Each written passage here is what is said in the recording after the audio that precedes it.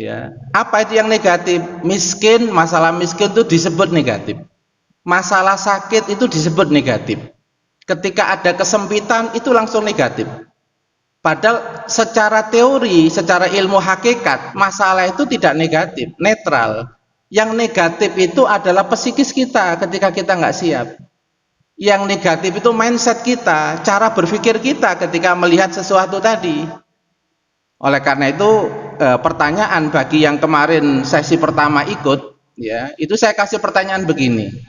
Apakah masalah kelapangan, kelebihan dan naiknya status, apakah menjadi indikator keadaan baik seseorang di sisi Allah? Kira-kira gimana Pak jawabannya?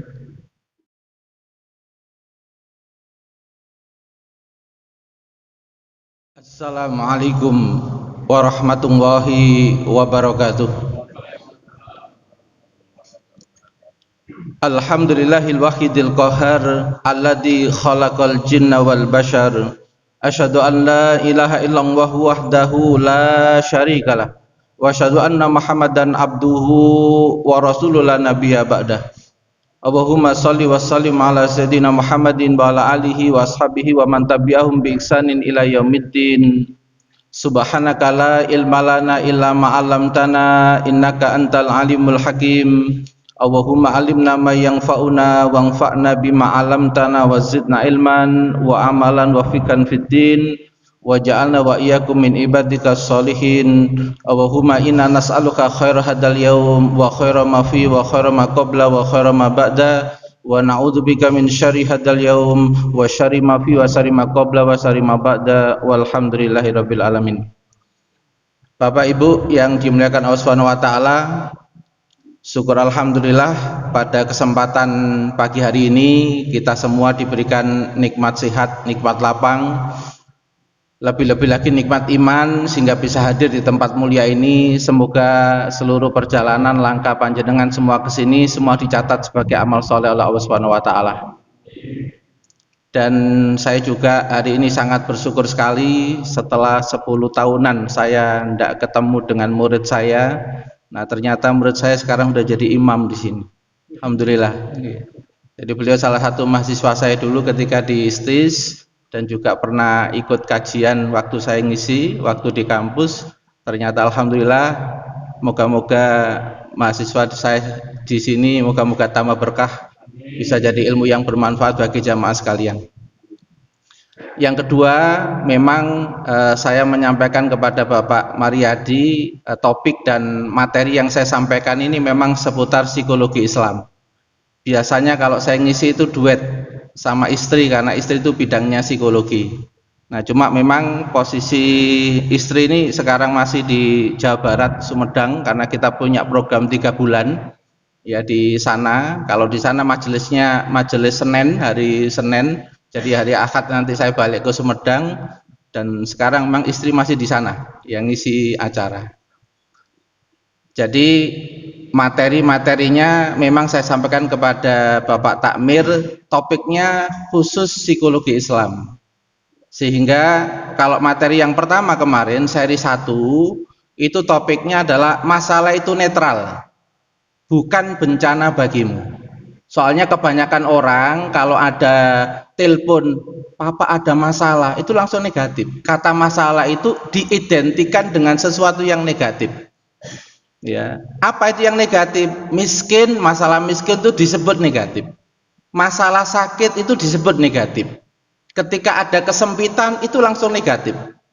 Padahal secara teori, secara ilmu hakikat, masalah itu tidak negatif, netral. Yang negatif itu adalah psikis kita ketika kita nggak siap. Yang negatif itu mindset kita, cara berpikir kita ketika melihat sesuatu tadi. Oleh karena itu, pertanyaan bagi yang kemarin sesi pertama ikut, ya, itu saya kasih pertanyaan begini.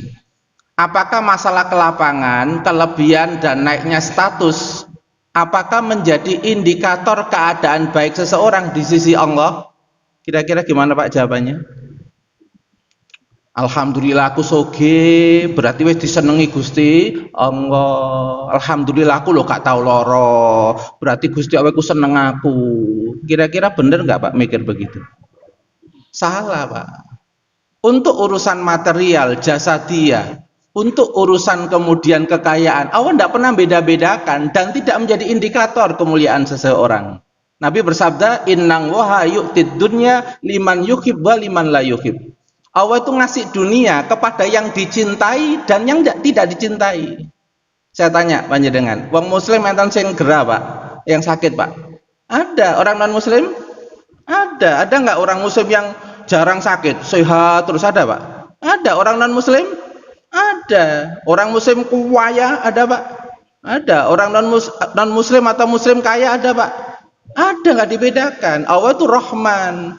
Untuk urusan itu nggak dibedakan. Tapi seringkali kita itu ikut-ikutan.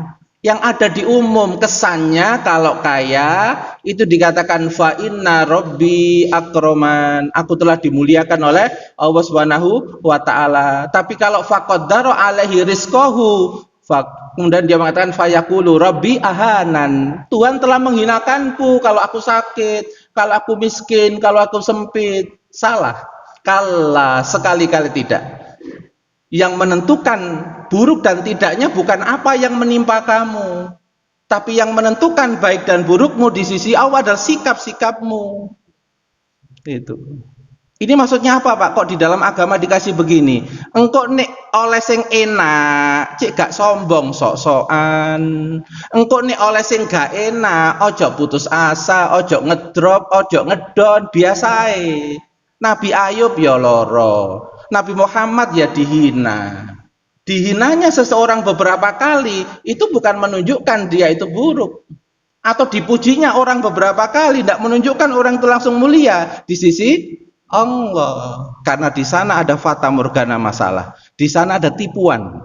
Nek gak hati-hati, wong ikut dikai ke lapangan, soge, enak terus, iso istidraj. Gak kroso nek dilulu karo Gusti Allah. Ternyata kelapangan itu tidak menjadikan peningkatan kepribadiannya, peningkatan kualitas keimanannya, ketakwaannya. Ketipu berarti, kena fata morgana. Naudzubillah min dzalik. Coba kita cek yang kedua. Masalah kesempitan, kekurangan, kelemahan dan keterbatasan apakah menjadi indikator keadaan buruk seseorang di sisi Allah? Kok gak mantep ini jawaban? Kok rada ya apa terpengaruh masa lalu? Gimana, Pak? Kesempitan, kekurangan, kelemahan, dan keterbatasan.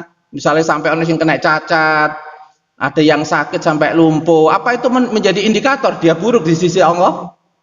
Tidak. Harus mantep, Pak. Enggak. Sekalipun aku ono kelemahan, tapi aku nek takwa, aku mulia. Sekalipun ono kekurangan di bidang ini, tapi aku tek berjuang takwa, aku mulia di sisi Allah. Itu mukminnya mantep, Pak, nanti. Jadi nggak terpengaruh sama naik turunnya dunia. Naik turunnya dunia itu mainannya Gusti Allah. Wa tilkal ayyamu nudawiluha bainan nas. Hari-hari itu aku akan gonta-ganti situasi dan keadaannya. Untuk apa? Waliya'lamallahul ladina amanu, untuk mengetahui siapa yang kualitas imannya tetap stabil, bahkan meningkat dengan apa yang menimpa dia. Dikasih soge yo meningkat, dikasih miskin yo meningkat. Karena miskin sama kaya itu perkara yang ditakdirkan oleh Allah. Sesuatu yang menimpa kepada kita. Yang ketiga, saat Allah menahanmu dengan kesempitan, kelemahan dan keterbatasan, apakah Anda masih bisa mengubah keadaan dan menjadi baik di sisi Allah?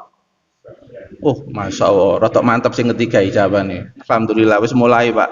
Ya, wis mulai panas sih katanya. Alhamdulillah. Ya. Keempat, saat Allah melapangkanmu dengan kelebihan, kemampuan yang tinggi dan kekuasaan, apakah keadaanmu bisa menurun dan menjadi orang yang buruk di sisi Allah? Bisa. Makanya pas lapang, pas enak, ojo sok-sokan, terus lali, terus saenake dhewe, dikai kelapangan iku amanah. Nek soge iku tandanya dijadikan distributor bagian bagi. Ojo mbok simpen terus koyok pohong. Tahu, Pak, tanaman pohong itu, Pak? Koyok ikan awake kuru, Pak, ya. Padahal nang jero tanah. Gimana, Pak? Enggak karu-karuan isin nang jero lemah nggih, Pak, nggih. Makane nasibe pohong iku mesti ngeblak kabeh dicabuti. Betul, Pak, nggih? Masyaallah, naudzubillah min dzalik. Nggih. Jenengan semerap petik Pak nggih. Petik niku enten petik petelur, enten petik daging nggih. Nah, sing rada awet niku petik petelur, sing sering telur apa petik sing gak telur Pak? Sing awet, uripe sing awet sing terus bertelur napa sing gak bertelur, Pak? Sing bertelur, soalnya sedekah terus. Masjid diinfaki, wong miskin di sedekah awet, betul nggih? Oh, tapi nek petik mek nelek tok, gak tau bertelur. Yo Idul Fitri ya digorok. Nggih, Pak. Astagfirullahaladzim. Nggih. Yungfikuna fisyarra wad-dharra. Nggih, fisarra wad-dharra. Ya, dalam keadaan lapang maupun dalam keadaan sempit. Nah, ini slide yang utama materi yang sebelumnya, Pak. Ini pengantar dulu, Pak, nggih, sebelum masuk. Nggih. Jadi keadaan baik dan buruk yang menimpamu tidak otomatis menunjukkan kualitas baik dan burukmu di sisi Allah. Saya ulang lagi, Pak nggih. Keadaan baik dan buruk yang menimpamu, baik itu maksudnya kaya, sehat, lapang, anaknya gak nakal, istrinya penurut, gak tahu cerewetan. Baik nggih Pak, menurut manusia. Buruk, bojone cerewet, anake gak iso diatur.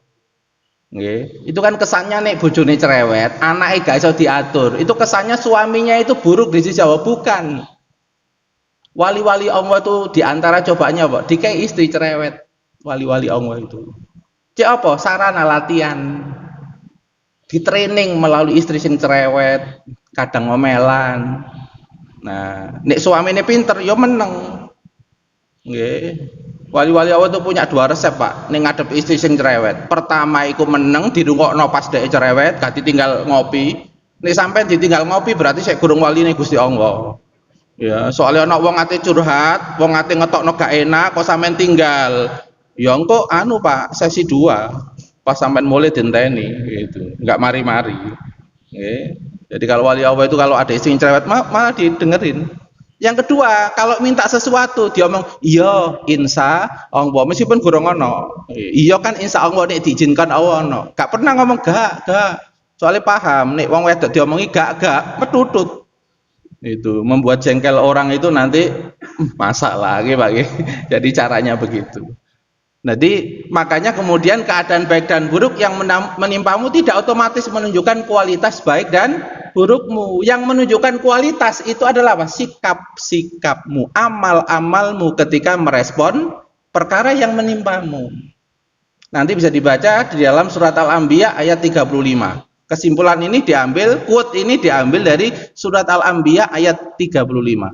Wa nabluukum bisyarri wal khairi fitnatan wa ilaina turja'un. Kami terus menerus, itu pakai fi'il mudhari', terus menerus, sedang dan akan ngasih yang namanya masalah bisyar, buruk menurut kita, miskin, nggih. Allah itu paham, miskin itu awakmu gak suka. Miskin tuh elek menurut kamu, soalnya apa-apa ngenteni second, nggih. Nek ate nikahno anak keri-keri, nggih Pak nggih. Nek wong sugih kan cepet disiki, nek tuku HP gak ngenteni saya second, nggih Pak nggih. Nah, beda to Pak nggih. Ya. Padahal orang miskin itu tetap dikasih kemuliaan oleh Allah. Pertama, doanya mustajab. Tapi untuk orang lain, doanya orang miskin itu mustajab kalau untuk orang lain, untuk anaknya, untuk siapa, untuk wong sugih sugihne tetep itu mustajab. Tapi untuk dirinya gak ngefek. Gitu. Ada nggak Pak perumpamaan seperti ini? Ada, bisa ular. Bisa ular iku nek kanggo wong liya ngefek, tapi nak ngawake gak ngefek. Bener Pak? Bisa ular ngefek Pak kanggo nang awake, gak ngefek. Itu perumpamaan Pak dalam dunia binatang. Jadi wong miskin itu memang begitu disetting. Makanya nek wong tuane miskin, ahli ibadah, suka majelis ilmu, tak delok iku ya sukses-sukses kok anake. Mari tuwa ngono anake profesor, doktor, sugih. Pas tuwa no enteng ngono Pak. Soalnya pas miskin biyen tuh ya gak tau ngeluh, ya tetep pengajian, ya tetep donga kanggo anake, dilokno wong malah seneng. Alhamdulillah ya Allah, aku didolimi wong mustajab iki, mustajab. Betul nggih Pak? Doane orang didolimi sakti napa mboten Pak? Sakti, tapi kebanyakan orang dipakai untuk mendoakan orang yang mendolimi, salah. Jane dipakai ndongakno anake, pompong mustajab. Betul Pak? Nah niki jenenge kena emosi Pak nggih, gak ngelatih emosi artinya gak ngerti strategi. Padahal tiang niku pengen doane mustajab diwangi poso, diwangi nang guwa barang ngono, Pak. Nggih. Padahal Allah itu ngasih gak usah poso, gak usah tirakat, tapi awakmu siap didolimi uang mustajab langsung dongamu. Tapi aja ndongakno sing mendolimi. Nek ndongakno sing mendolimi, ndongakno sing apik ae. Cek mari sampean oleh jariah. Iku berarti ditawari bantu wong sing ngeleki jenengan. Nih. Kalau di pelatihan kami, ya pelatihan kedua itu setelah ma'rifatullah helping heart, hati yang sayang. Nih ono wong ngeleki awakmu tandane nang jiwane ku help me, tolong aku. Karena dia yang berlaku jelek biasanya perjalanan hidupnya banyak mengalami kejelekan, banyak mengalami keburukan sehingga kalut. Oh, alhamdulillah. Nggih, matur suwun barakallahu fik. Nggih. Para jamaah sekalian, ya. Jadi orang yang menyakiti kita itu sebenarnya Allah sedang menunjukkan dia itu ada problem, tapi dia tidak bisa mengelola dirinya, butuh support orang lain, butuh bantuan orang lain. Nah, cara bantu wong elek, ojo tambah dieleki. Nek tambah dieleki parah deh, penyakit jiwa nek tambah parah. Wong elek itu perlu disikapi minimal meneng, nomor kedua maksimal melakukan yang terbaik, ndongakno, nyepuro, ndongakno, mensuasanakan supaya dia ndak kumat. Nah, begitu Pak. Nggih Pak nggih. Nah, termasuk istri Pak supaya nggak banyak cerewet terus sampai nyela suami, ya dikondisikan ngekei ya rada akeh titik. Nggih Bu. Oh, nggih langsung Pak, nek urusan ngoten alhamdulillah ya kok ngerti Ustadz itu. Nggih. Para jamaah sekalian, nggih, di ayat ini dikatakan bisyarri wal khairi, yang baik menurut kita. Karena Allah itu tahu, dianggap baik menurut kita kaya, lapang, ya, kemudian sehat. Tapi penutupnya wa ilaina turjaun. Imam Ibnu Katsir dalam tafsirnya mengatakan wa nujazikum bi a'malikum. Sing tak nilai rapot iku gak masalahmu. Sing tak nilai rapot a'malikum bi a'malikum. Respon-responmu, amal-amalmu ketika tak kasih rapot. Wong miskin tapi banyak keluh kesah, gengsian, malesan. Kira-kira Pak, nek Idul Fitri renes napa mboten? Mboten, wis miskin, gak gelem nulung nganggo awake, senyum yo gak gelem, kaken ngeluh. Yo Idul Fitri gak ono kiriman sarung. Betul Pak nggih? Kono kiriman konguan barang, kono kiriman sarung, wis miskin kok tambah ngono. Nggih Pak nggih? Tapi nek miskin kok gak gengsian, yo murah senyum, entengan awak, ngiringan tangan. Kita ndas pundi Pak Idul Fitri? Renes kok. Akeh sing seneng. Wong sugih-sugih nang kampung ngekek konguan, ono sing ngekek sarung, ono sing ngekek kopiah. Betul Pak nggih? Nah, berarti bergantung apa? Sikap kita. Karena sikap kita nanti akan menghasilkan sesuatu. Orang sekitar kita akan merespon sesuai dengan amal kita. Para jamaah sekalian. Nah, yang kedua, ini slide utama, ada dua slide utama di materi sebelumnya. Ya. Rubama a'toka famana'aka. Kadangkala Allah tuh ngasih kamu kelapangan, kesehatan, ya, kemudian dikasih kekayaan, lancarnya proyek. Famana'aka, tapi punya potensi kamu tertahan. Hati-hati, engko nek dikei soge, ternyata awakmu malah tertahan akhlakmu. Ya, malah pelit, malah sok-sokan. Berarti tertahan dari akhlak yang baik. Itu. Dikei soge malah fokus ngecek pegawai ini sing akeh sampai gak iso sholat. Biasanya padahal pas miskin duhai gak karu-karuan Pak, dikire gak karuan, mari soge hilang kabeh gitu. Berarti kekayaan itu telah menahan kamu, berarti awakmu gak iso nyekel sisi positif kaya. Namanya netral, itu ada positifnya kaya, ada negatifnya kaya. Nek salah nyekel kena negatif akhirnya sokan, terus mari ono pelit, ya. Khawatir ku nek takekno entek. Padahal kalau diberikan, ya, mana kosomalun min sodakotin. Harta tidak akan pernah kurang ketika diberikan. Karena ketika mengeluarkan pasti narik, gitu.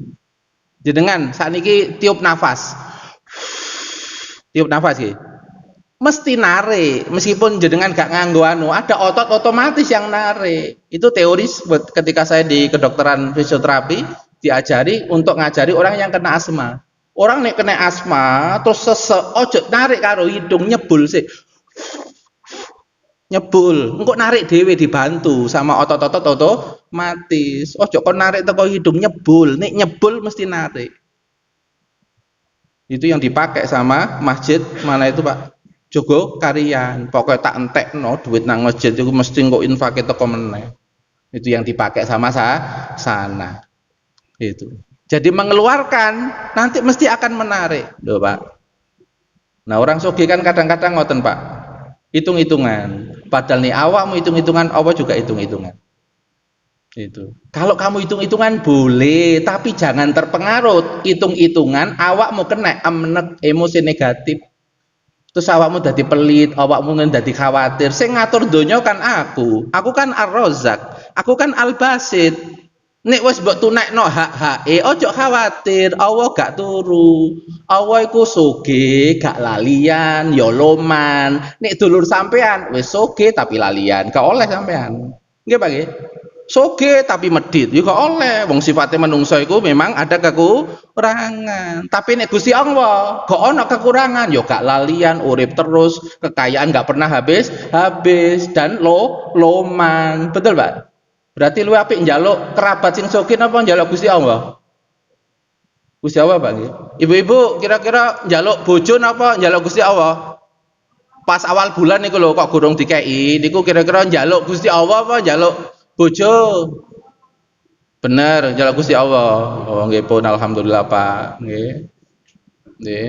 Mangke carane ngeten Bu, njaluk Gusti Allah tapi dibanterno. Ya Allah, bojo kula niki ganteng, sregepan, api ati, lomanan ya Allah. Kula ngerti bojo kula niku mboten gadah niat elek ten kula. Mugi-mugi ya Allah. Nah, njaluke ten pundi? Gusti Allah, tapi krungu Bu, bojone. Nah, ngoten carane Bu nggih. Carane ngoten nggih. Niku berarti njaluke tetep nang Gusti Allah, tapi bojone krungu. Nah, ngoten nggih. Ya Allah itu. Jadi atine iku ngadepe nang Gusti Allah. Nek jasate gak apa-apa, ngadep makhluk, ngadep donya gak apa-apa, tapi atine niku milike Gusti Allah. Walakinna innama yang duru ila qulubikum. Akan tetapi aku lihat atimu, tapi nek atimu fokus nang donya gak tak delok. Atimu delok sikape makhluk, terus awakmu emosi gak tak delok, gak tak tolong awakmu. Berarti awakmu saya fokus nang makhluk nang donya. Kan kita ini ada lapisan jasad Pak. Lapisan luar ini boleh interaksi sama dunia makhluk, mempelajari, menelaah boleh, tapi hatinya tetap ngadep kepada Allah. Kalau ngadep kepada Allah itu hukumnya qudratullah, kekuasaan Allah yang tak terbatas. Tapi kalau jasad ngadep makhluk hukumnya sunatullah, pakai ilmu. Gitu. Jadi kalau dalam agama itu akalnya dipakai untuk menelaah, hatinya dipakai nyambung kepada Allah. Noto ati, noto akal, noto rasa, sikape outputnya. 3 organ jiwa kita yang utamakan hati, akal, sama nafsu. Tapi natanya dari mana? Hati dulu. Karena wa idza soluhat soluhal jasadu kullu. Nek atine api, nanti yang luarannya akan baik. Makanya hatinya fokusnya kepada Allah, fokus ke Asmaul Husna itu loh Pak. Ya, Asmaul Husna itu 99 tapi dirangkum ulama menjadi 3 kumpulan sifat utama. Jamal, baiknya Allah, 2 jalal, hebat dan perkasanya Allah, yang ketiga adalah kamal, kesempurnaan Allah. Nanti insya Allah kalau ini berurutan nanti akan sampai materi itu. Oke. Para jamaah sekalian. Kemudian beliau mengatakan warubama mana'aka fa'toka. Kadang aku nahan kamu dengan masalah. Bojo loro, stadium 4 kanker. Tapi fa'toka, aku nyiapno jane. Nyiapno anugerah. Nek awakmu nrimo. Nek awakmu nelateni, sabar ngeladeni. Soalnya ada kisah nyata. Suaminya kena kanker stadium 4, ibunya ini belajar refleksi. Sampai menjadi pakar refleksi. Diakui sama kedokteran UNER, dapat honoris causa. Buka praktek Pak di Sukolilo sana. ya refleksinya. Tapi beliau wafat duluan, tapi sudah mendirikan sekolah diploma refleksi, ngajari mantunya, anaknya, punya klinik sampai sekarang. Padahal suaminya masih hidup, tapi yang berjuang itu meninggal terlebih dahulu. Dapat banyak anugerah nggak, Pak? Banyak, karena melihat suaminya bukan kemudian jengkel, ngene iki carane, ini bojo loro terus sopo sing ndak pernah begitu. Oh iya, loro teko Gusti Allah tak terima, berarti aku dikasih masalah penahanan, ditahan. Gitu. Tapi diterima, dijalani, terus nelateni belajar, terus diterapi, sembuh suaminya. Para jamaah sekalian, dapat apa, Pak? Kemuliaan dunia dan akhirat. Gitu. Dikasih yang namanya cacat atau anaknya kena autis, tapi diterima, ibunya belajar autis, seminar, terus kemudian training diikuti, akhirnya apa? Mendirikan sekolah autis terbaik di Jawa Timur. Tapi kebanyakan orang kalau anaknya autis kan ada yang nggak mikir begitu, Pak, ya, ngerepoti ya. Ini iki boleh, aku boleh pikir kak karu-karuan, iki boleh kerjaan tambah banyak, ada kan yang begitu, Pak, ya. Berarti belum ridho, nggak nerima terlebih dahulu, nggak nelateni, ya udah. Itu waman sakito falausuh, barang siapa yang benci ketika dikasih cobaan, Allah juga nggak suka sama dia. Kalau Allah nggak suka, dibiarkan dia menyelesaikan urusannya dengan dirinya sendiri, Allah berlepas. Naudzubillah min dzalik. Makanya Pak, seburuk apapun yang menimpa, trimon se, menerima itu satu hal, mengubah itu berikutnya. Trimon se. Itu. Nek nerima gak iso, mesti ruwet. Nek ruwet mikir ya gak iso ketemu, mari gak ketemu pikiran sing tepak, perbuatan ya ambu radul. Makanya Pak, ini kan kalimat hikmah dari Imam Ibnu Athaillah ini.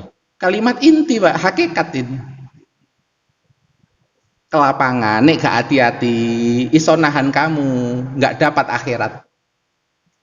Tapi kamu ditahan dengan masalah, tapi kamu tenang, terima, sabar, jalani, belajar semampunya, sisanya pasrahkan yang nggak mampu. Allah kan pesan ya, kerjakan yang mampu-mampu. Kalau soalnya nggak mampu diapakan? Pasrahkan. Enak nggak, Pak? Enak, cuma kita kadang-kadang sok-sokan lali nih, Allah ya nerimo nih, awakmu nyerah no, tapi kita memaksakan diri, kan ada Pak, memaksakan diri sampai lali ibadah, memaksakan diri sampai nabrak akhlak, ngantem uang, bersaing sama orang sampai nipu. Naudzubillah min dzalik. Nah, masalah yang menimpa kita baik berupa kelapangan maupun kesempitan berarti bersifat positif, negatif, napa netral. Oh, alhamdulillah, wis masuk Pak ini. Jawabannya benar netral ya, alhamdulillah. Perkara yang mengubah masalah menjadi bencana atau berkah ditentukan oleh beratnya masalah, mendadaknya masalah, atau sikap terhadap masalah. Oh ya, berarti cepat berarti. Berarti pinter-pinter Pak Masjid Radul Jana ya Pak. Itu ngane mbah-mbah sepuh nih tinggal ya, barokah ilmu nih. 7 pihak yang perlu kita waspadai agar masalah tidak berubah menjadi bencana adalah beratnya masalah, diri sendiri atau orang lain. Ini kan jawaban jenengan di sendiri, tapi kebanyakan di lapangan. Kalau ada masalah, lebih banyak nunjuk orang lain apa nunjuk dirinya sendiri? Oh ya jujur, alhamdulillah ya. Nih jujur tuh Allah juga seneng berarti ngaku ya. Kalau ngaku itu innang woha yuhibbut tawwabin. Allah itu seneng orang yang mau ngaku, mau kembali setelah ngaku itu. Ya. Ada juga sih nyalano masalah, nyalano urusan yo enten gitu. Padahal urusan sama orang, pelakunya itu kita. Ya, pelakunya itu kita. Kalau kitanya positif, orang lain sekalipun negatif 50, kalau kita positif 200, gak ngefek min 50 itu kepada kita. Itu kata para ulama, nek awakmu kuwi wis nyamudra, asin nggih, dikai air tawar telung gentong, ya tetap asin, gak terpengaruh. Soalnya atimu wis nyamudra. Siapa hati yang nyamudra? Hati sing fokus ngadep Allah, kebaikannya Allah, kesempurnaannya Allah, kehebatannya Allah. Jadi nggak gampang khawatiran, nggak gampang resahan, nggak gampang takut sama situasi dan keadaan. Karena situasi keadaan makhluk sama urusan dua-duanya dibawa kendali. Keputusan pengaturan Allah Subhanahu wa Ta'ala. Kalau kita takut atas suatu urusan, resah atas suatu urusan, khawatir atas suatu urusan, tandanya kita disuruh nyambung untuk tawakal. Betul Pak? Oh coba adepi dhewe, iku lho dikai sinyal, awakmu khawatir resah tandani kedu nyambung nang Gusti Allah. Cek napa? Tenang, ala bidzikrillahi tatmainul qulub, nyambung sama kesempurnaannya Allah, nyambung sama kebaikan-kebaikannya Allah. Nah, coba ini terakhir. Di bawah ini merupakan aspek diri yang perlu kita waspadai, kecuali keyakinan, mindset, cara berpikir, standar, keinginan dan tuntutan, emosi, sikap fisik, mimik wajah, pilihan kata, intonasi, gerakan anggota tubuh, dan beratnya masalah. Kecuali mana, Bu? Yang perlu kita waspadai, kecuali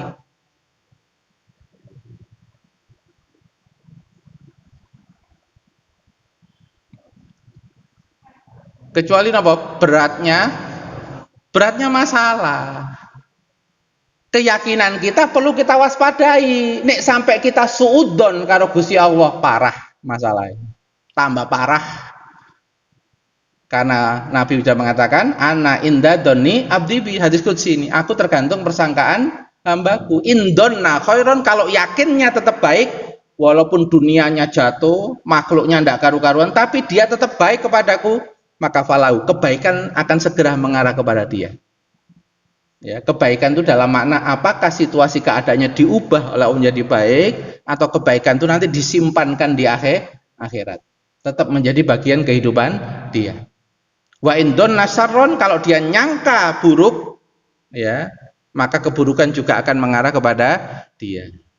Mindset, cara berpikir orang itu kalau mikirnya jelek, kira-kira efeknya jadi jelek apa Pak? Betul Pak? Jadi jelek itu karena mikirnya jelek. Itu kan ada orang Arab Badui, ketika orang Arab Badui ini suwakit, panas, parah, Nabi mengatakan tohurun labaksa insya Allah. Ya, insya Allah pembersih dosa, tidak apa-apa itu. Tapi apa omong Arab Badui? Orang Arab Badui mengatakan saikhun kabir, aku ini udah tua, matafur, panas juga semakin meninggi, tasiru ilal kubur, paling mau masuk kuburan. Sampai Nabi mengatakan 4 kali arba amarot untuk mengingatkan, ojo mikir elek, jangan berpikir jelek. Akhirnya apa Pak? Besok sorenya bener mati beneran. Ya.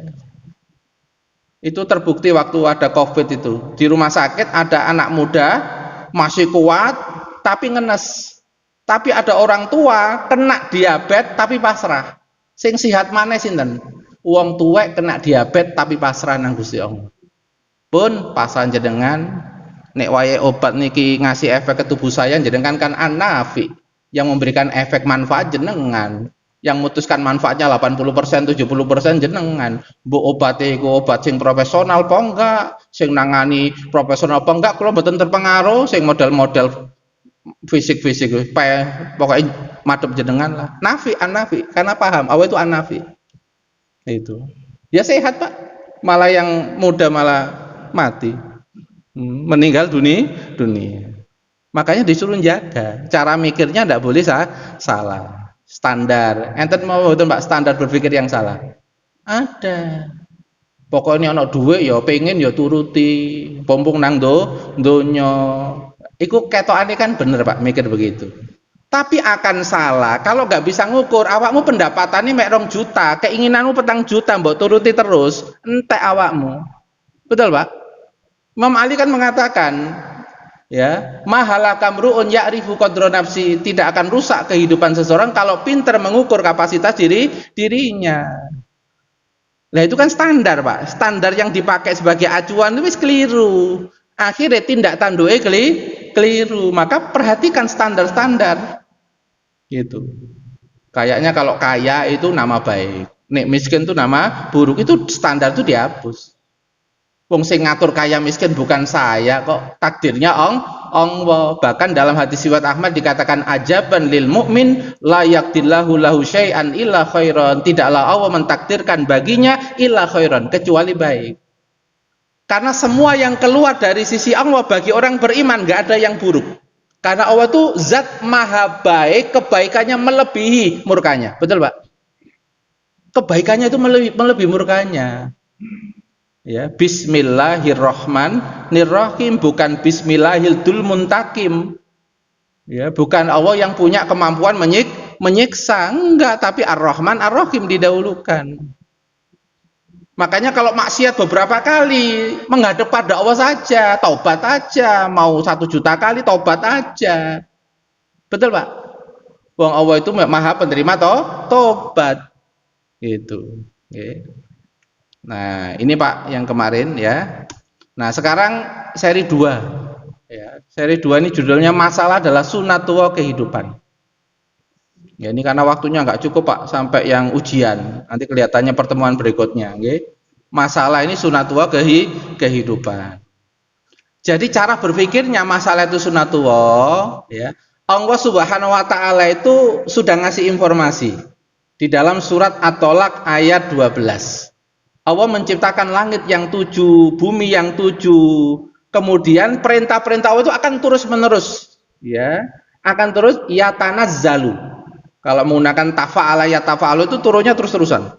Ya, turunnya terus-terusan. Al-amru, apa yang dimaksud dengan amru? Para ulama mengatakan 2, takdir dan syariat. Perintah Allah itu turun terus, menimpa kamu terus, karena ada Al-Quran, ada para nabi yang telah tersampaikan. Juga takdir akan menimpa terus, karena sudah ada catatan Lauhil Mahfudz, akan terimplementasi takdir-takdir itu. Yang dalam takdir itu nanti ada sebagian dapat kelapangan, sebagian dapat kesempitan, sebagian dapat kebaikan menurut pandangan dia, sebagian dapat keburukan menurut pandangan dia. Tapi pandangan ini bersifat nisbi, tergantung persepsi masing-masing. Misalnya saya ke sini Pak naik motor, tengah perjalanan ternyata bocor ban saya. Bagi saya ban bocor ini menghambat saya, tapi bagi tukang tambal ban alhamdulillah. Betul? Nah, tergantung disetting hidup ini ono sing masalah, soalnya jadi rezeki bagi yang lain. Dengan sakit, ada penyakit, siapa yang untung? Dokter. Siapa yang untung? Dodolan obat. Tapi ojo suudon Pak karo dokter, karo dodolan obat iki paling rekayasa. Ojo begitu, enggak baik ya. Ya enggak mesti juga gitu. Ya. Karena apa? Memang settingannya begitu sama Allah Subhanahu wa taala, dibuat ya naik turun berbeda-beda. Itu untuk apa? Untuk saling ngetes, saling membutuhkan dan kadang saling ngetes. Dadi wong elek itu penting. Untuk apa? Ngetes level kebaikan jenengan tuh level piro. Anak wong loro itu penting untuk ngukur ngetes level kedokterannya. Murid-murid sing bodoh-bodoh itu penting Pak, untuk ngukur kualitas gurune iso enggak ngangkat arek bodoh terus jadi kemelut. Kamlot maksudnya Pak. Ya, jadi prestasinya tinggi. Itu kan sampai ada itu profesor siapa itu bidang matematika untuk membuktikan bahwa matematika itu bisa dipelajari siapa saja, yang dari Papua itu, yang dia desa-desa dikumpulkan di sana. Terus dikasih training bulanan Pak, belajar matematika bisa ternyata. Berarti kan bukan masalah kayak apa namanya modalnya dia kecil, tapi metodenya ternyata membuat orang bisa menjadi lebih mudah. Itu loh Pak, gitu. Nah makanya kemudian jadi Allah itu terus-menerus ngasih takdir sehingga nanti akan muncul problem. Problem itu menimpa kita sejak kita dalam kandungan. Ada yang dikasih jatah di kandungan, ada yang dipilih setelah lahir, ada yang dipilih baru kemudian ketika SD, ada yang dipilih ketika SMA. Beda-beda Pak, dipilih Pak. Kan ada yang dalam kandungan wis kebulet tali pusar, nggih Pak nggih. Ono gitu, nggih. Yo areke sakno. Tapi yang menyelesaikan siapa? Yo emak-e, ibu-e. Gitu. Dikasih sakit ketika habis melahirkan. Tapi ada juga yang melahirkan yo enteng, setelah itu sampai SD yo enteng, tapi masalahnya ketika remaja anaknya. Itu. Karena itu dipergilirkan sama Allah Subhanahu wa taala, terserah Allah yang milih. Karena semua yang terjadi ini disebutkan dalam surat Taghabun ayat 11, ma asoba min musibatin illa bi'nillah. Apapun yang menimpa kita ini illa bi'nillah. Semua itu karena takdir dan kehendaknya Allah Subhanahu wa taala. Sehingga tidak ada satupun situasi dan kejadian kecuali itu di bawah kendali Allah Subhanahu wa taala. Ini dalam tafsir As-Sa'di ya, Imam As-Sa'di Al-Hambali, madzhabnya Hambali, beliau mengatakan tentang ayat ini, hada amun li jami'il masoib. Ini bersifat umum, musibah yang bersifat umum. Mau yang baik menurut pandangan kita maupun buruk menurut pandangan kita. Kita dapat kekayaan, kita dapat kemiskinan, itu ada catatannya. Itu. Dan kita tidak boleh menganggap saya kaya itu karena usaha saya, nggak boleh. Itu sikapnya korun, sampai lupa bahwa kayanya dia itu adalah karena pemberian dari Allah. Itu. Fin nafsi dalam diri kita, wal mali dalam harta kita, wal waladi terhadap anak kita, wal ahbabi terhadap orang-orang yang kita cintai, wa nahwihim dan sejenisnya mereka. Fajami'u ma asobal ibad, dan semua yang menimpa hamba itu fa biqadaillah wa qadrihi, adalah karena keputusan takdirnya Allah. Qad sabaqa bidzalika ilmu Allah, sudah tercatat ya. Makanya nanti dijelaskan di dalam surat Al-Hadid juga bahwa ketika Allah Subhanahu wa taala ngasih hukum yang seperti ini untuk apa? Litaksu, supaya orang itu kalau kehilangan sesuatu, mendapatkan kekurangan, tiba-tiba mendapatkan keterbatasan, dia nggak gampang putus asa. Iku aku sing mutusin, tenang.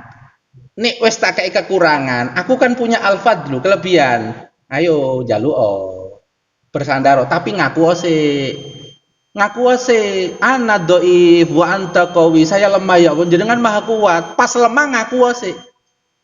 Kalau ngaku baru kemudian kamu pengakuan pada aku, ngakui awakmu lemah, Allah itu kuat, minta faqawini, kuatkan saya.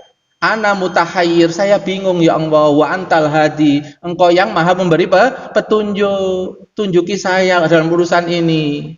Ya, saya ini anak jahilun wa anta alimun, saya ini bodoh, jenengan yang berilmu, bahkan al khobir, pakar dari segala ilmu. Fa'alimni ya fi hadal amri, ajari saya dalam perkara ini. Kira-kira kalau diulang-ulang terus kira-kira gimana? Allah istijabah, Pak. Allah itu langsung istijabah. Cuma diijabahnya detik ini atau nanti, fi waktu yurid lali waktu turid, di waktu yang Allah kehendaki, bukan di waktu yang engkau kehendaki, karena Allah yang paling tahu waktu yang tepat kapan.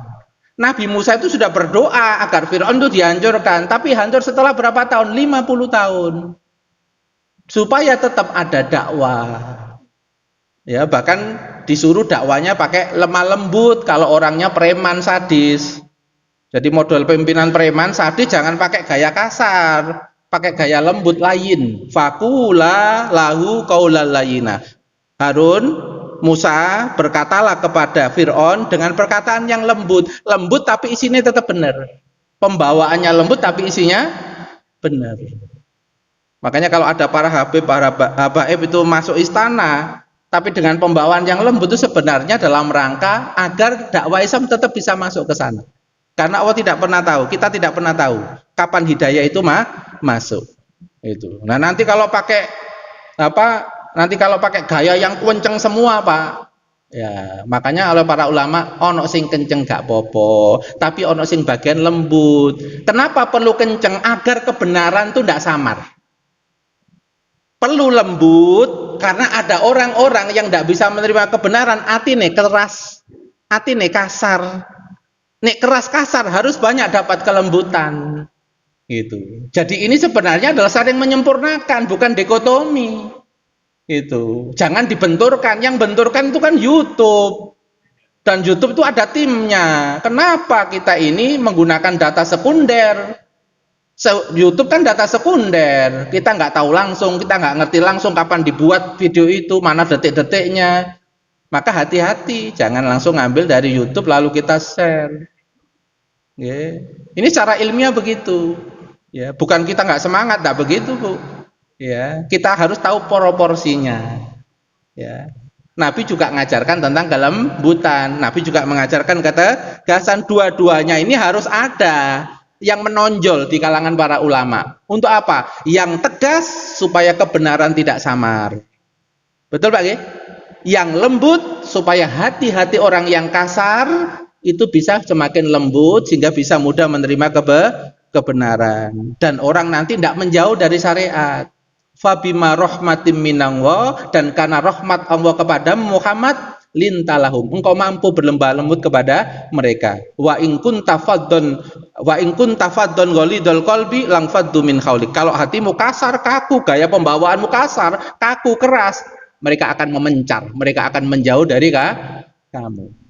Itu Bang, ini perlu saya sampaikan agar kita tidak terombang-ambing sama medsos, ya. Karena pegangan dalam agama begitu, keras ada porsinya, lembut juga ada porsinya. Dua-duanya harus ada, ya. Tapi pada tempatnya masing-masing dan ada porsi.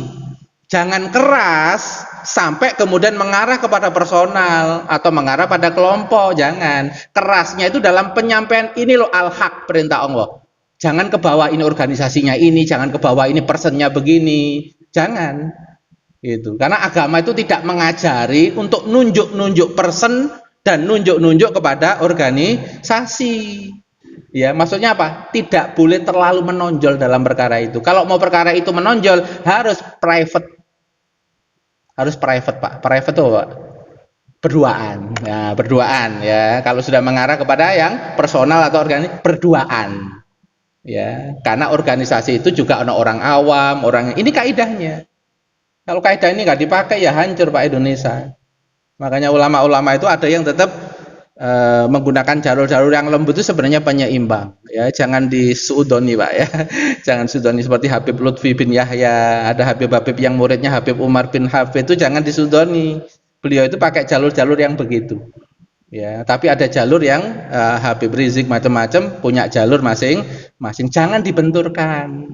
Mereka tetap saudara yang punya porsi masing-masing dan punya faedah masing-masing. Kira-kira kalau memahami begini jadinya enak nggak Pak ukhuwah itu Pak? Enak Pak ukhuwah Pak. Ketemu siapa saja jadinya enak. Itu betul gak? Nah, ini Imam Ibnu Athaillah Sakandari ngasih kunci Pak. Ya, la tastagrib buku al-aqdari madum tafihadidar. Karena sudah tahu bahwa Allah itu yang akan menurunkan takdir sehingga muncul masalah. Wa nablukum bisyarri wal khairi tadi itu. Kemudian akhirnya manusia itu ada yang mengalami sejak di kandungan, ada yang sejak SD, SMP sampai tua pun kadang-kadang juga masih mengalami masalah. Ya, kebanyakan kalau tua kan masalahnya dengan cucu. Gitu ya, itu dengan cucu, berbeda cara mengajari cucu sama cara anak mengajari anaknya. Kalau tinggal serumah ada aja, tapi ada solusinya semua, ada caranya itu. Nah, para jamaah sekalian, maka Imam Ibnu Athaillah itu ngasih mindset, jangan heran, jangan kaget kalau di dunia itu masih ketemu yang nggak enak, karena hakikatnya dunia memang disetting begitu. Disetting nggak enak. Untuk apa sih? Supaya hatimu itu fafiru ilallah, ngadep kepada Allah Subhanahu wa taala. Disetting nggak enak supaya kamu itu gampang rendah, gampang tawadu, gampang merendah. Ya. Orang kena musibah sama orang kena kekayaan Pak, yang gampang merendah yang mana Pak? Kena musibah. Ada orang Pak ya sukses terus, ikut pelatihan bisnis sukses terus, sampean ajari tentang cara berbisnis. Kira-kira gimana? Awakmu ngomong apa? Saya enom, saya junior ngomong apa? Betul Pak? Tapi ketika dia itu tiba-tiba jatuh, habis semua kekayaannya, terus ada yang bilangin, kira-kira dengerin apa enggak Pak? Mulai dengerin, iya yo, aku kurang hati-hati, aku kurang waspada. Nah yo kan, biar kan tak omongi. Nah baru ngerti Pak ya. Nah itu artinya apa? Musibah itu ada manfaatnya. Musibah itu bisa merendahkan hati sehingga orang mudah mendapatkan ibrah, mendapatkan hidayah, mendapatkan ilmu. Makanya para orang soleh itu kalau datang sakit dikatakan ini hari raya.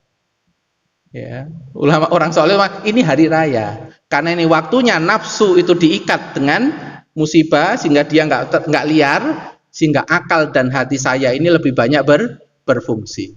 Nah, itu masalah Pak, para ulama. Para ulama itu kalau dengan urusan dunia, intine donya itu gak enak. Ini yang diucapkan oleh sahabat Abdullah bin Mas'ud. Ad-dunya kulluha gumum. Seluruh dunia itu isinya sebenarnya kesusahan.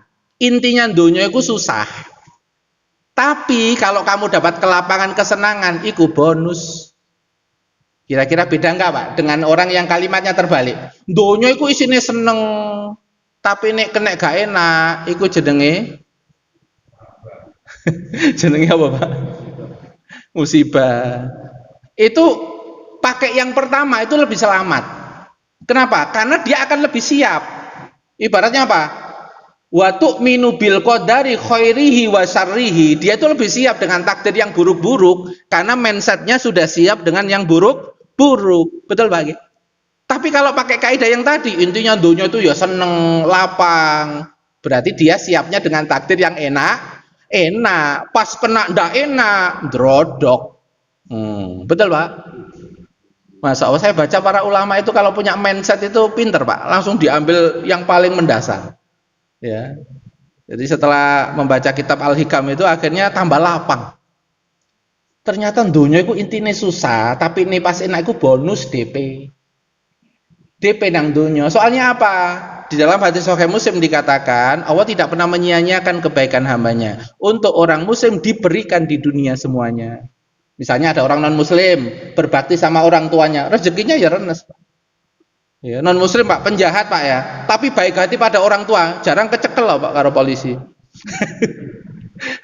Kena anu sarip tambak yoso gurung wayaina itu kalau Surabaya Pak ya, yang apa drama radio itu ya, karena ridho wa fi ridhol walidain. Padahal ibu yo gak ngerti nih anak itu cari rezeki dari perkara yang haram, tapi kalau ibunya seneng ridho ndonga nang Gusti Allah jadi tolong. Gusti Allah tidak beda-bedakan Pak, itu jangankan apa urusan itu iblis dulu Pak, kan wis niat elek, betul Pak?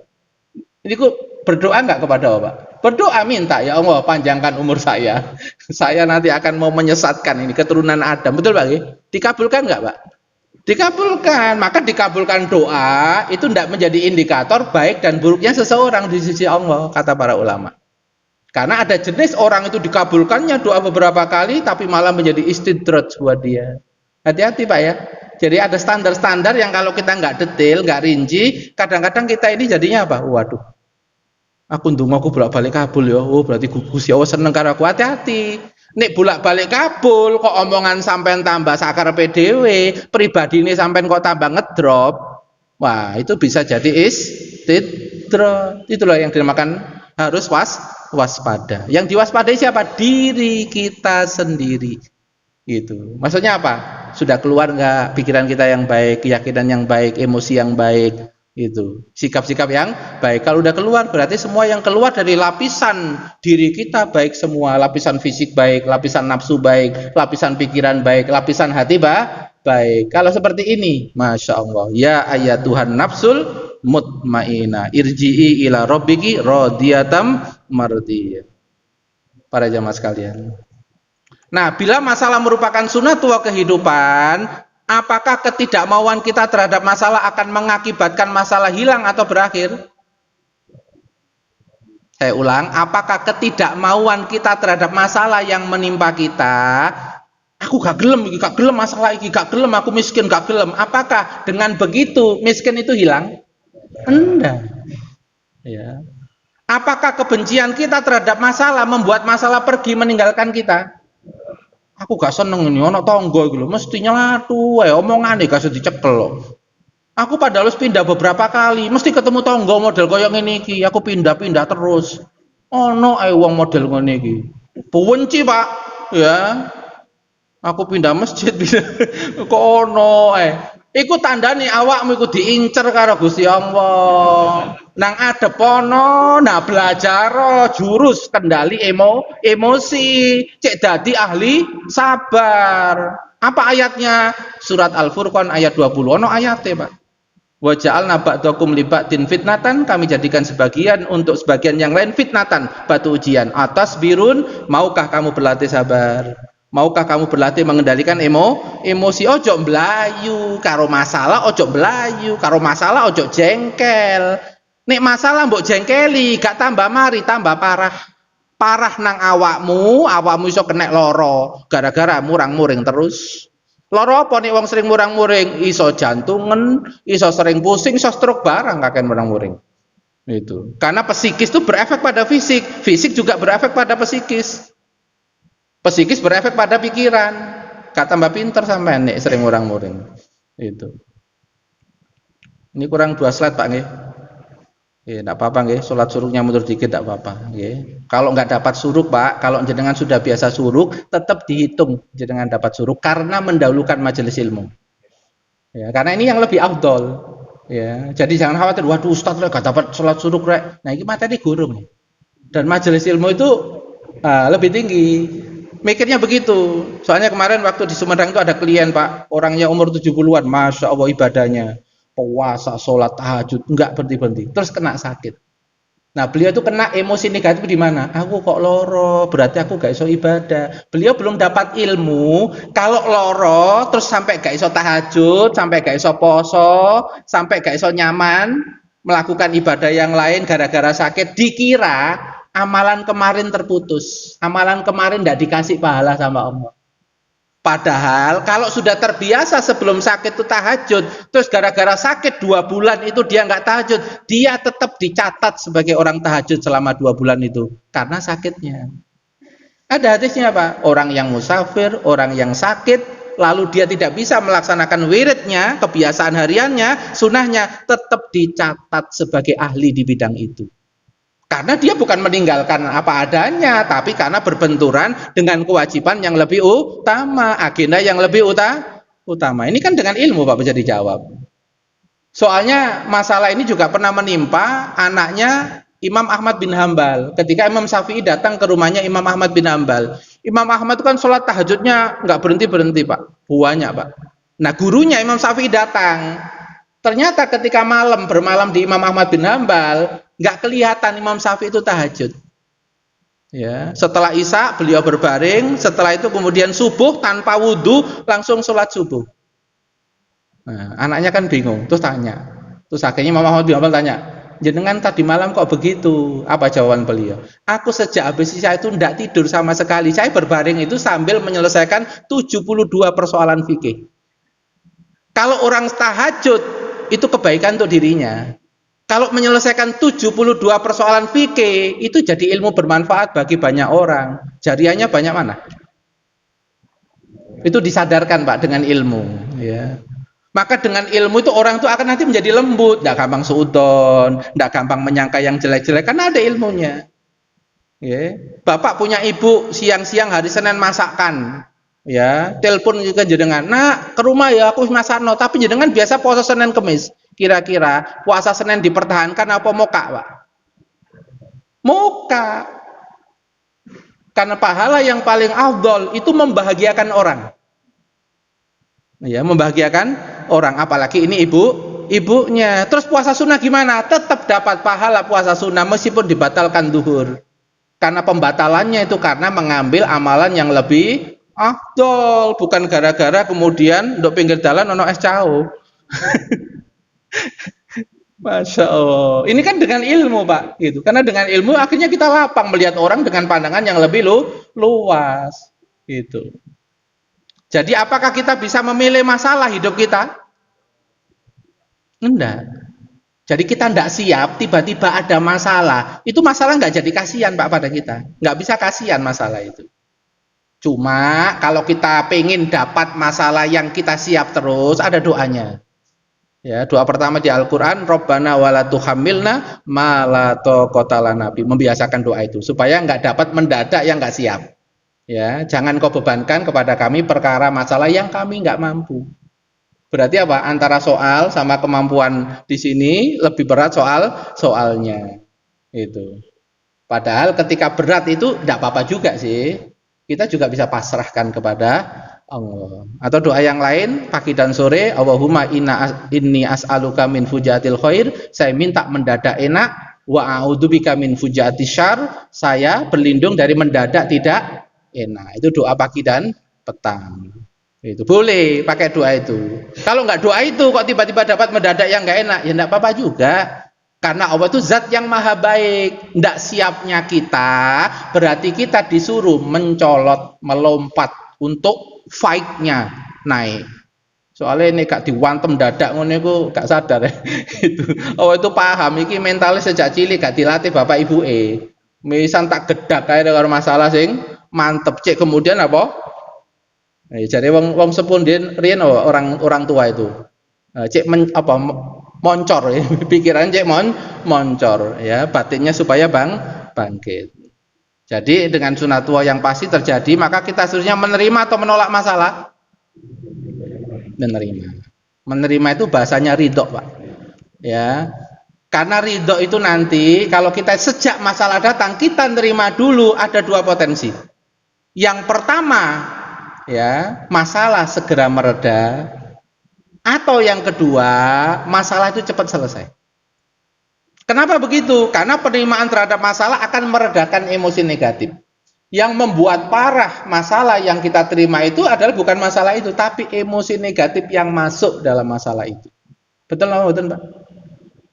Ada masalah, Pak.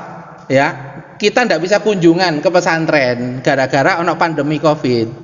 Padahal wis 6 bulan iki, wis mari PPKM dibuka, tiba-tiba mendadak Omikron, gak iso meneh.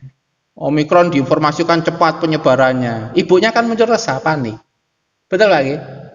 Nah itu ketika muncul resah dan panik, itu berarti apa? Muncul emosi negatif. Kalau resahnya dibiarkan, kira-kira ibu itu di dalam rumah murung apa enggak, Pak? Murung, gak iso ngladeni suami, masak ya rasane asin kabeh, nggih Pak nggih? Berefek pada kehidupannya. Padahal kalau ada resah, itu tandanya disuruh tawakal.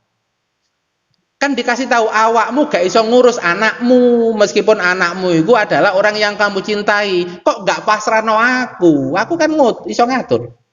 Aku kan iso ngurus, dan pengurusanku itu 24 jam. Betul Pak nggih? Kula yaumin huwa fi syan.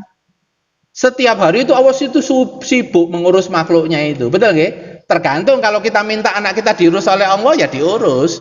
Cuma kebanyakan kan baperan. Alah Mbak, anakku ya apa iki Mbak wis 6 bulan, Mbak. Ya apa iki? Mari ketemu meneh karo wong, ya apa Mbak, iki ngene iki wis suwe aku lho jane kangen. Kira-kira gimana, Pak? Ya enggak tenang di sininya. Ibadah ya gak gusuk, karo bojo ngomong ya sengak. Bisa tambah parah masalah, Pak. Bisa timbul masalah yang lain. Tapi kalau terima dulu, oh nggih ya Allah. Kan saya setiap sore raditu billahi robba. Saya ridho, engkau yang mutusin, engkau yang mengatur. Sekarang saya pasrahkan pengaturan pengurusan anak saya, ya Allah. Dari kepala, ya Allah, sampai kakinya jaga, ya Allah. Dari berbagai penyakit. Bisa nggak Pak gitu, Pak? Bisa. Karena kalau kita berdoa sungguh-sungguh, apalagi doa orang tua, mustajab buat anak. Wis dikasih informasi, salah satu doa yang paling mustajab, doa orang tua kepada anak. Kenapa fasilitas itu nggak dipakai? Kok malah baperan? Kok emosi negatif? Jadi yang memperparah itu emosi negatif kita. Ya, makanya kemarin waktu di pelatihan Ma'rifatullah itu, indikator orang Ma'rifatullahnya itu sudah mulai mantep adalah Pak, nolnya emosi negatif di setiap keadaan. Karena emosi negatif itu tanda dia sudah kemasukan hawa nafsunya. Gitu. Penerimaan terjadi karena seseorang mampu menundukkan keinginan, harapan, dan tuntutannya. Sampai niku resah, sampai jengkel kan gara-gara keputusan pondok. Pengennya sampai itu berkunjung, tapi pondok memutuskan tidak boleh untuk keamanan bersama. Tapi gara-gara kangen sampai yang keterlaluan, sampai kan jengkel. Aturan kok ketat koyok ngono, penyakit teko ya teko gak ya gak. Berarti apa? Karena ketuntutan kebanteran tuntutan nih. Supaya nggak gampang muncul emosi negatif, yang kita damaikan apa? Tuntutan kita, keinginan kita. Karena dua-duanya muncul dari hawa nafsu. Hawa nafsunya diajari, iki kerajaan Gusti Allah, gak kerajaanmu. Awakmu iku budak, gak tuan. Sing gawe aturan ki tuan, gak budak. Meneng. Wis terima sih. Betul Pak? Kalau begitu cepat tenang napa mboten, Pak? Kita punya kehendak, Allah juga punya kehendak. Kehendak siapa yang berjalan? Ya kehendaknya Allah lah. Makanya orang tidak kena yuwaswisu fi sudurinas kalau apa? Qul a'udzu birabbin nas. Awakmu itu Robnya itu Allah, yang ngatur, mengurus, mengendalikan kamu itu Allah. Malikin nas, kamu itu miliknya Allah. Kamu mau dikeplak, mau dijongkrokno, menengo. Wong miliknya Allah kok kamu ngomong dolim? Bagaimana Allah bisa dikatakan dolim ketika menimpakan bencana lalu rusak? Wong itu miliknya sendiri kok. Ayo, siapa sih ngomong gak adil nang Gusti Allah? Kita itu miliknya Allah, Pak. Lillahi ma fis samawati wa ma fil ardh, termasuk yang apa yang ada miliknya semua. Lah kok dibuat mainan Allah jadi bencana, jadi apa kok kita jengkel? Wong Nabi saja karena saking sayangnya kepada umatnya, Itu dalam hadis qudsi itu pernah ditawari oleh Allah, gini aja Mat, Nabi Muhammad, kamu yang ngurus ya umatmu. Apa kata Nabi Muhammad? Enggak ya Allah, jenengan lebih sayang terhadap makhlukmu daripada aku. Itu cerdasnya Nabi Muhammad Shallallahu Alaihi Wasallam. Karena Allah itu sempurna sifat-sifatnya dan Nabi tahu beliau kurang, terbatas juga, masih manusia. Penerimaan ridho akan membantu akal tetap jernih. Jadi akalnya nanti nggak akan ruwet. Yang membuat kemampuan akal menurun kalau emosi orang tuh naik. Karena teorinya jungkat ungkit, emosi naik, akal turun. Kalau emosinya diredakan, akalnya naik. Makanya orang bertakwa itu nanti bisa dapat ilmu dari Allah Subhanahu wa taala. Wattaqum wa yu'allimukumullah. Bertakwalah kepada Allah, akan mengajarkan ilmu kepada kamu. Jadi gampang Pak mengambil memori-memori masa lalu itu gampang. Kenapa? Karena terbiasa pengendalian tenang jiwanya. Ya, terpanggil memori-memorinya. Kan belajarnya sudah banyak, Pak. Orang itu kenapa sudah S3 tapi kena masalah kok langsung drodok, gak iso dipanggil memori-memori yang dia pelajari karena tidak pernah melatih nafsunya. Sehingga ketika mendadak datang kaget nafsunya karena nggak pernah terkendali, nggak pernah latihan ketika nggak ada masalah. Latihannya itu sebelum ada masalah, latihan pengendalian itu. Sehingga pas ada masalah mendadak, jiwanya sudah siap, nafsunya sudah siap, terlatih mementingkan orang daripada mementingkan dirinya, terlatih memudahkan orang, lebih baik saya sulit dulu orang lain yang mudah. Nah, itu orang yang bisa tenang itu kan kalau punya prinsip yang begitu. Itu. Karena kalau dia memudahkan orang, dia dimudahkan oleh Allah Subhanahu wa taala. Kalau dia menolong orang, Allah akan menolong dia. Dia nggak nuntut dia balas. Biarin, nolong lepas lupakan, nolong lepas lupakan. Nanti kita diurus Pak, dibantu, dimudahkan oleh Allah. Ya. Penerimaan ridho mengundang pertolongan dan penolakan mengundang murka. Betul Pak? Maka Pak, seburuk apapun, ya, sejelek apapun yang kita alami dalam hidup ini, tetap aja terima dulu dan berhusnudzonlah kepada Allah. Nanti hidup kita akan diubah oleh Allah Subhanahu wa taala. Kita jalani semampunya. Yang kita tidak mampu kita pasrahkan kepada Allah. Nanti akan banyak keajaiban di dalam kehidupan kita. Tapi kalau kita terus-menerus menolak apa yang ditetapkan oleh Allah, padahal ini sunatullah, mau nggak mau tetap terjadi, benci nggak benci tetap mengenai kamu menolak. Lalu muncul emosi negatif, ketahuilah, emosi negatif akan merusak dirimu. Psikismu nanti akan bertambah, rusak. Ya, bahkan fisikmu nanti akan ngedrop gara-gara psikismu banyak suka ngedrop. Betul Pak? Dan juga berefek pada orang lain. Karena psikis yang jelek, orang lain juga merespon. Orang di sekitarmu bisa menjauhimu. Orang di sekitarmu banyak yang nggak nyaman dengan kamu. Karena kamu tidak mengubah psikismu. Tidak mengubah mimik wajahmu, tidak mengubah intonasimu sebagai hasil dari apa psikismu. Maka urusan-urusanmu juga banyak tidak kelar. Urusan-urusanmu banyak yang berantakan. Naudzubillah min dzalik. Moga-moga pertemuan ini membuat kita menjadi orang yang lebih baik, psikisnya lebih baik, mikirnya lebih baik, hatinya lebih baik, sehingga kita selalu mendapatkan pertolongan dari Allah Subhanahu wa taala. Saya kira itu Pak pertemuan kita pada pagi hari ini. Moga-moga manfaat dalam fiddini wa dunya wal akhirah. Kita tutup dengan istighfar 3 kali. Astaghfirullahaladzim, astaghfirullahaladzim, astaghfirullahaladzim. Subhanaka Allahumma bihamdik, asyhadu alla ilaha illa anta, astaghfiruka wa atubu ilaik. Assalamualaikum warahmatullahi wabarakatuh.